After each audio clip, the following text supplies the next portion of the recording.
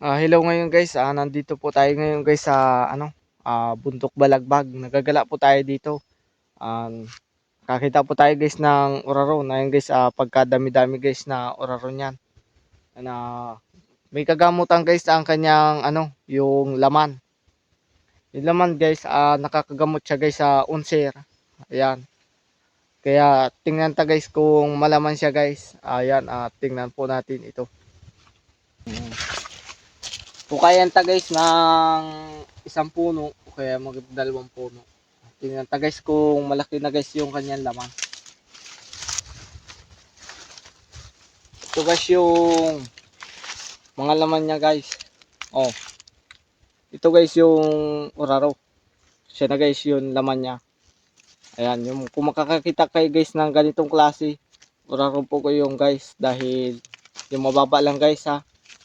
Ayan. Ito po guys yung may kagamutan guys ito. Ayan o. Ganito lang guys kapag babalat niyan. Ayan. Kinakain po talaga yan. Saka yung iba po pag nilalaga po nila yan. Ayan. Yung ganito pong hilaw na kakainin.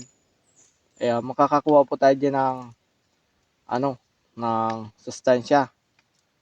Dahil hindi pa po siya naiinitan ng apoy. Saka napakasariwa niya guys. Ayan, yung kapag ganyan guys na di pa natin niluluto, ay nakakakuha po tayo dyan ng kagamutan. Ito po guys yung tinatawag na oraro. Gamot po siya guys sa unsera.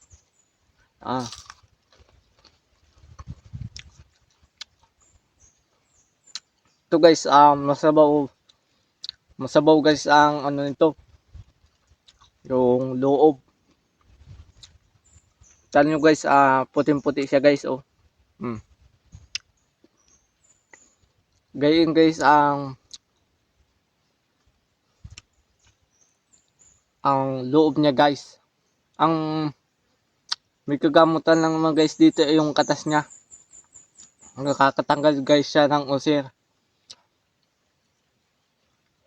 Kaya siya sapa lang ito guys.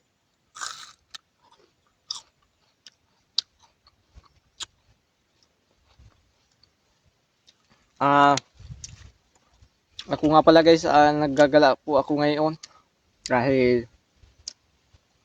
kakain po ngayon guys sa bahay. Hanap tayo dito guys ng content. Ayan, pataas po tayo dyan sa daan na yan, sa Bundok Balagbag, at maganda po guys dyan ang view.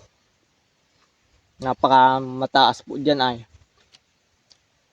Kita guys dyan ang kababaan dito kanti dyan. Area na yan. At medyo mataas-taas po guys dyan ang akyatin natin hanggang doon pa guys sa unahan na yun. Kaya maganda doon guys.